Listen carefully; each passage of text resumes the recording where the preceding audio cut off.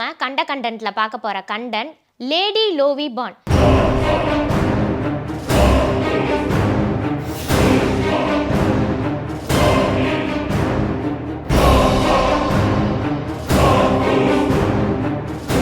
இந்த ஷிப்போட கேப்டன் பேரு Simon rates. இவரோட ஃபர்ஸ்ட் மேட், அதாவது இந்த கேப்டனுக்கு அடுத்ததா இருக்கிறவருடைய பேரு ஜான் ரிவர்ஸ்.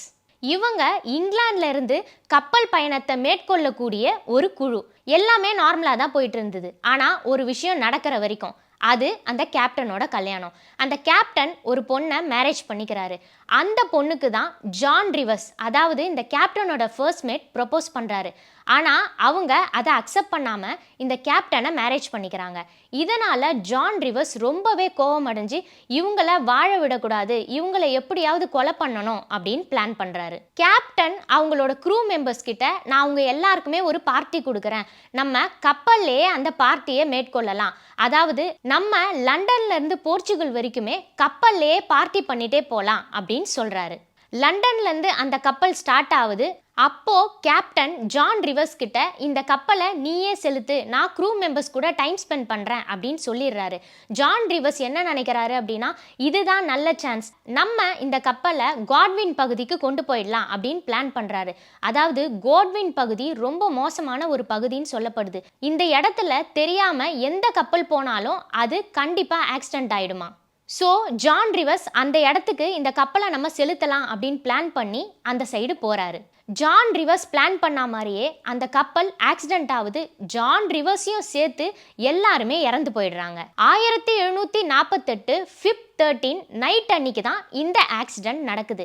இந்த ஆக்சிடென்ட் நடந்து அடுத்த 50 வருஷம், அதாவது 1798 இந்த கப்பல் இதே காட்வின் பகுதியில் Feb 13 அன்னைக்கு நைட்டு தென்பட்டதாகவும் ஒரு சில பேர் சொல்றாங்க. இந்த கப்பல் தென்பட்ட உடனேயே பக்கத்துல போய் பார்க்க ட்ரை பண்ணியிருக்காங்க. ஆனா கொஞ்ச நேரத்திலேயே இந்த கப்பல் மறைஞ்சு போயிருக்கு. அன்னிலிருந்து, அதாவது 50 வருஷம் கழிச்சு 1848 இந்த கப்பலை மறுபடியும் பார்த்ததாகவும் சொல்லப்படுது. அதாவது கரெக்டா Feb 13 அன்னைக்கு நைட்டு இந்த கப்பல் 1848 வருஷம் தென்பட்டிருக்கு.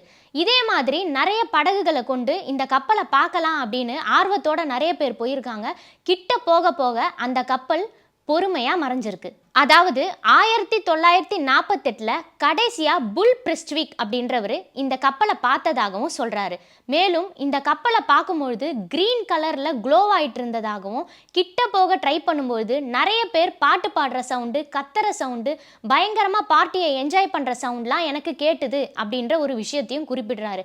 மேலும் இவர் கிட்ட போக போக அந்த கப்பலும் பொறுமையா மறைஞ்சு போயிருக்கு. 1948 இந்த கப்பலை இவர் பார்த்ததா குறிப்பிட்டதுனால அப்போத்துல இருந்து கரெக்டா 50 வருஷம் கழிச்சு 1998 இந்த கப்பலை பார்க்கறதுக்கு நிறைய பேர் போட்டோஸ் எடுக்கலாம் அப்படின்னு வெயிட் பண்ணிட்டு இருந்திருக்காங்க.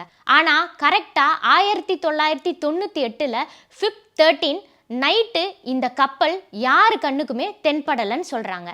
உண்மையாவே லேடி லோவி பாண்ட் அப்படின்ற ஒரு கப்பல் இருந்துச்சா, இது காட்வின் பகுதியில் ஆக்சிடென்ட் ஆச்சா அப்படின்ற ஒரு விஷயத்துக்கு எந்த ஒரு ஆதாரமுமே இல்லை அப்படின்னு இந்த கப்பலை பற்றி ஆராய்ச்சி பண்ணுறவங்க குறிப்பிடுறாங்க. உண்மையிலேயே லேடி லோவி பாண்ட் அப்படின்ற ஒரு கப்பல் இருந்துச்சா, இது காட்வின் பகுதியில் ஆக்சிடென்ட் ஆச்சா அப்படின்றதுக்கு எந்த ஒரு ஆதாரமுமே இல்லை அப்படின்னு இந்த கப்பலை பற்றி ஆராய்ச்சி பண்ணவங்க குறிப்பிடுறாங்க. மேலும் இந்த கப்பல் ஆக்சிடென்ட் ஆனப்ப அப்போ இருந்த எந்த ஒரு லோக்கல் நியூஸ் பேப்பர்லையும் இந்த ஒரு விஷயம் குறிப்பிடலையாம். கடைசியா 1998 இந்த கப்பல் யார் கண்ணுக்கும் தென்படலை. அப்போத்துல இருந்து கரெக்டா 50 வருஷம் தாண்டி பார்த்தா, அதாவது 2048 இந்த கப்பல் தென்படுமா படாதா அப்படின்ற விஷயத்த நம்ம பொறுத்திருந்து தான் பார்க்கணும். இதே மாதிரி இன்னொரு கண்டென்ட்டோட அடுத்த கண்டென்ட்ல நான் உங்களை சந்திக்கிறேன்.